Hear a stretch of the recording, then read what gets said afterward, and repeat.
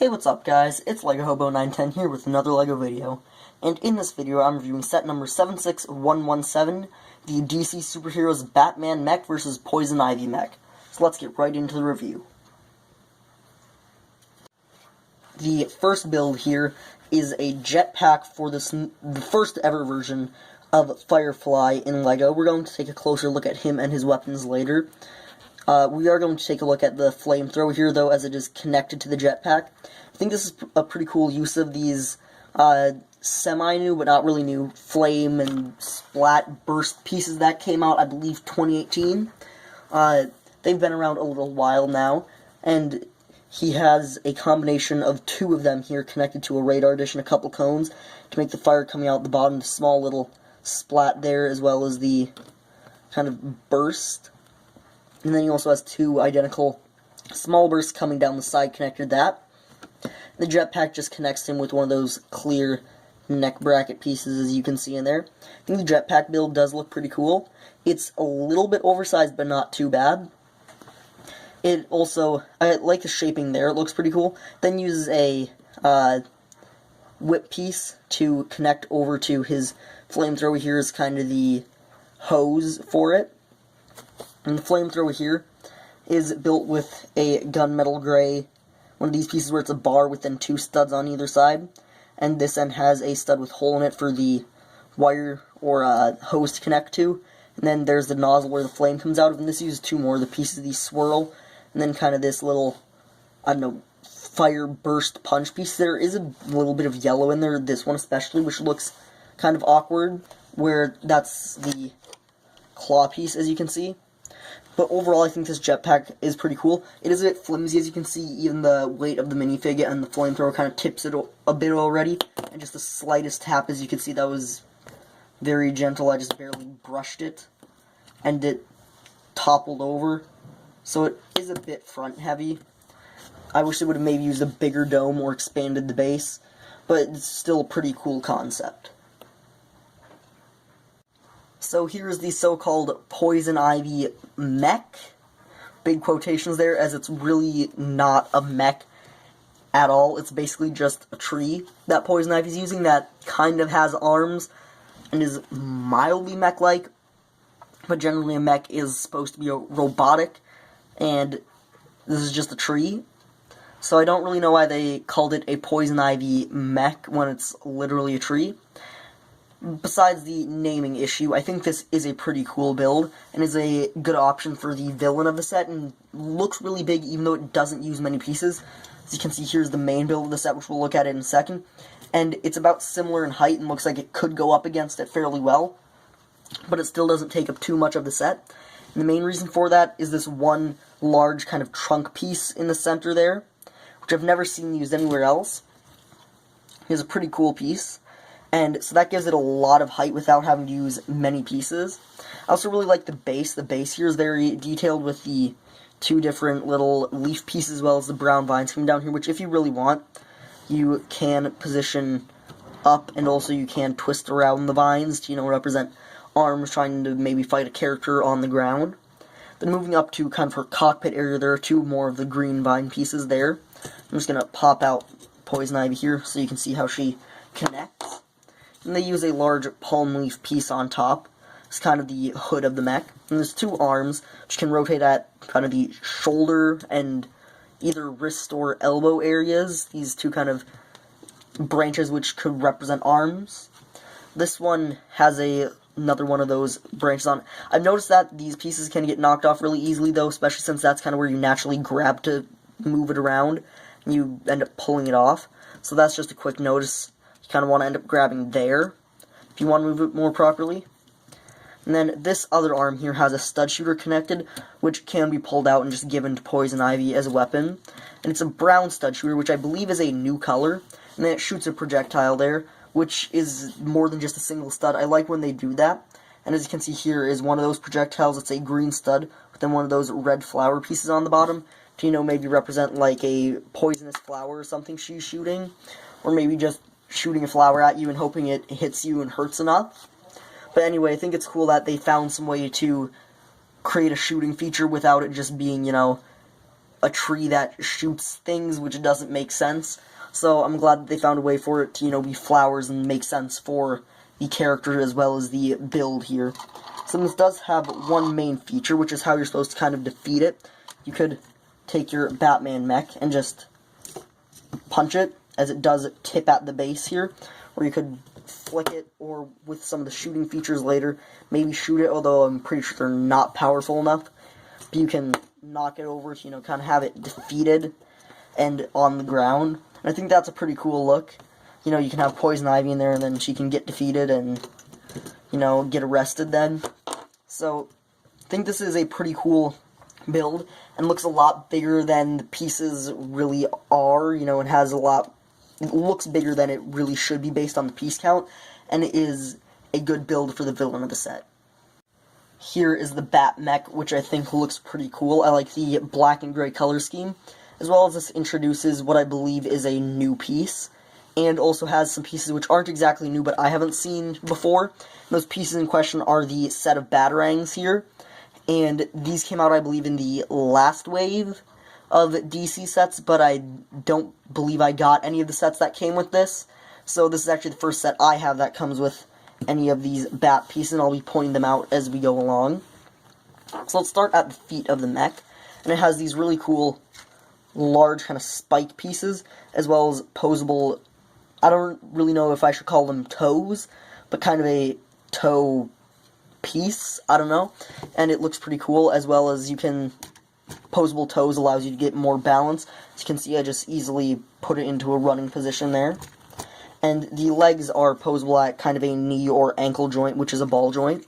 And then also up here, they have the hip joint, which is on a click hinge, which can go in and out, as well as move like that. And then on the fronts, they have these small little Batarang pieces, which always get misaligned because they aren't actually attached super tightly. They're attached to the back pieces here, which can rotate as well. So those always get bumped and don't stay aligned properly. And then there are also these little Batarangs on the side, which can be used just as throwing Batarangs, and in fact it does come with a third, which you can give to Batman, even though he already does come with the kind of older, more generic Batarang piece. So then let's take a peek at the arms here. This is the first arm, and I also like the shoulder armor here, the way it connects. It can hinge up there as well as down here, which allows for when you move the arms, it can like just move itself out of the way automatically. When you move the arms down, though, you do have to put it back in position yourself. Each of the arms uses another one of these Batarang pieces there, which I think look pretty cool. And then they also have these little spikes down the arm. And here's the new piece I was talking about introducing. It's a large curve, I believe it's a 4x4, with then the curve in the center. So I think that's a pretty cool piece. And then it has the hands, which have rotating wrists, as well as the 4 fingers can be posed individually. And this arm just has a two stud shooters with yellow studs, and it does come with extras for those. And the other arm is definitely the more interesting one. This is built just in a mirror image, and same with the shoulder pad, which can move the exact same way. And then the hand is built, once again, almost exactly the same. It does have the 4 posable fingers and the rotating wrist. And this one has kind of what I would consider the main weapon of this, which is this big spinning saw blade, which then has another kind of smaller blade, which is hard to spin independently. If you spin this, though, that one does start spinning a little bit. Yeah, and this one uses 2 of these kind of fan blade knife bat sword pieces, which if I pull out, you can see I have a bar at the bottom, so that way Batman, if he wanted to, could hold them and use them as kind of swords or something. I think those look pretty cool, as well as just adding a bit more detail to this big saw, which is a pretty cool weapon. It makes sense when he's fighting Poison Ivy, you know, to chop through the plants and the trees.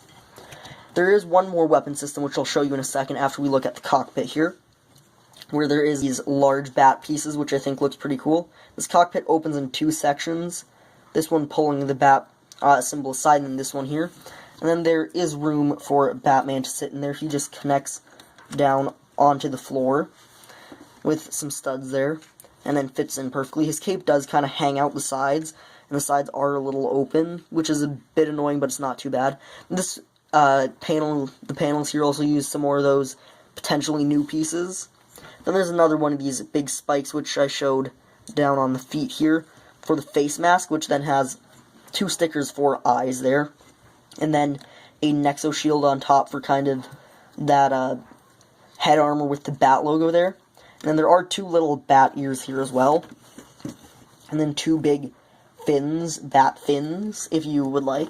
And then here's the final, well, oh, also this can fold up, I didn't show you that. This can fold, and it actually folds in 2 places, once at the head and one down there. Yeah. So now moving on to the main weapon system. I mean, not main weapon system, but another weapon system. Like the way this looks here with the red, it looks very sleek, and also the angles going into the Nexo shield. And then this is just a big net shooter, and it's kind of surprising. Just kind of comment on the net shooters overall. They're still using this big kind of net shooter piece. They haven't used that in any other lines other than City Mountain Police. You would think they would transfer it to DC Superheroes lines and stuff, and maybe mold it in colors other than yellow, simply because the net shooter is smaller, as well as it looks better and works better. But anyway, this one uses the aircraft carrier housing. And then I like this lever here. It is the same build as on the back of the legs there, and doesn't look too bad. In fact, you could imagine those on the back of the leg as thrusters. Oops, I just broke it. And then you could imagine that as a thrust as well, so that it can fly. So then you can shoot her, and it folds up pretty interestingly. Once again, 2 points of folding. One closer to the body, and then one closer to the cannon. And so this is high and as far forward as it can go. I wish it could fold a bit farther. Then you just flick that and it launches the net, which is the same red circle net that they've been using for a while now, which I still think looks pretty cool.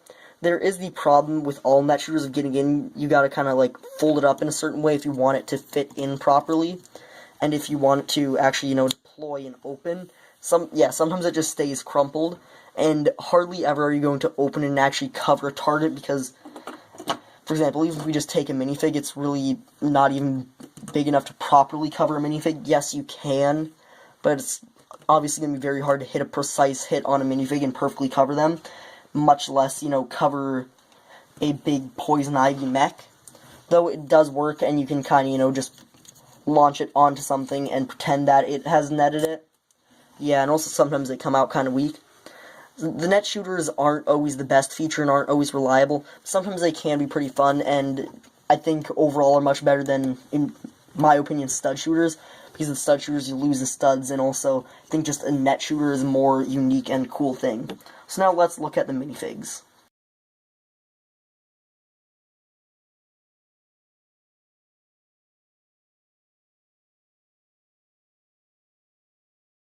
Here are the 2 heroes of the set. Batman, of course, as this is a Batman-themed set, and Batman has to come in seemingly every DC-themed set. And then the Flash, which is always a good thing to get a new version of. And this Batman here is the same version that came in the Lex Luthor mech set from a year or 2 back, and I think this is good that they're including that version of Batman in other sets, as I don't think, you know, since he only came in that one set, at least I'm pretty sure he only came in that one set, probably isn't that easy to get a million, or at least get one of him. So I'm kind of happy that they included this version of him in another set, and not just one of those versions of Batman that I have a million of already. He just has a Batarang, and I also really like the torso print here with all the gold. It looks pretty interesting. Then moving around to the back, the cape can just flip up, and there is the back printing, which is fairly simplistic. He, of course, just uses the regular Batman cowl, and he has that kind of tough, slightly grim, but not really super angry face. And then his alternate face is smiling, which I'm glad to see, because, you know, most of the time Batman has an angry and an angrier face instead of any happy face, so I'm glad to get Happy Batman. And so next up we have Flash, and let's just take a quick peek at his accessory here, which is a combination of 2 of those Power Blast pieces, the big kind of splat one, and then another one of those twirly rods. And I don't really know why they chose to include this. It could, you know, represent just kind of the energy as he runs, or maybe it could be his lightning throw ability, but that doesn't really make much sense, as, you know, his lightning would be yellow. I feel like they basically were just like, you know what, let's try to use up a couple more of these somehow. And then that just connects with that one clear stud with bar, which I believe they first started using to attach Spider-Man webs to, and have since used it to attach Spider-Man webs again, and also powered blasts and other such things. Then the pack of Power Blast does come with 2 more things, which we've already seen on Firefly. I think this is the most useful one out of those 2, as you can have Flash hold it and it can look like, you know, fire running off him or lightning as he's running. And then they also just have this. And this version of Flash does have dual molded legs, which is good. And I also like on the torso print those little fine streaks of lightning. And then it's just the regular Flash helmet piece. And then, once again, there's a recurring issue with all Flashes where the opacity on the face isn't quite right. It's very light and kind of pinky. And so then his other face is still smiling, but it's a bit less of a very happy one. And whereas this smile is super happy. So that's all for the good guys of the set. Let's move on to the villains. Here are the villains of the set. We have Poison Ivy and Firefly. This is the first ever version of Firefly, so he's really cool. And then we have Poison Ivy, which is always a good one to get. Though this version of Poison Ivy does feel rather lacking, with just kind of this generic red hairpiece and the very simplistic prints, which aren't very unique either. They are very similar to previous Poison Ivies, so it's not like they try to do anything cool and unique. So Poison Ivy doesn't really feel that great in the set here. And there is also, once again, similar with the Flash and opacity error there, where the skin is a bit green on the top of the torso. So if we take off the red hairpiece, that's her smiling face. Then she has this angry kind of fighting face. Yeah, once again, though, I wish they would have done something more with Poison Ivy, you know, like doing something with the legs or arm printing, or just doing something unique and different with the torso print. So let's move on to Firefly here. And he has a stud gun to kind of represent another maybe mini flamethrower. And that does come with an extra transparent orange stud for him to shoot. And I really like the torso print there. It could be used to represent, like, you could use that if you were building a custom comic book inspired Wasp, like, not from the movies, because obviously she doesn't even have that color scheme, but it very much so reminds me of the way she looks in some comics. I also really like the yellow helmet here with the antenna and the printed red eyes. We pop that off. He has a pretty just generic face, which has been used on many characters over the years. Although I do really like the way the helmet looks. And when images of this came out, a bunch of people were complaining, like, hey, why didn't they use that for the Wasp and the Ant-Man and the Wasp sets? As I know a lot of people had a huge issue with her helmet, including me. And I'm thinking maybe they were going to use this for the Wasp, but then they didn't finish making it in time. But anyway, I think this is a cool helmet for him, and there's definitely customizers who are going to use this to make a better Wasp. I like the back of the torso print as well. You can kind of imagine those are like nozzles or hoses where the jetpack connects, as well as there's kind of a bit of a pad there, so that way it feels more comfortable against his back. That's all for the villains, though. Let's move on to final thoughts. Overall, I think this is a pretty cool set, with the minifig selection being good, getting a new character that we haven't gotten, as well as a cool new version of Flash, a version of Batman that most people probably don't have, and a Mech Poison Ivy. As for the builds of the set, I think the Firefly Jetpack build is pretty cool. The Poison Ivy build is a neat, small little build for the villain, and I'm a sucker for mechs at all. So yeah, that's all for me for now. Bye.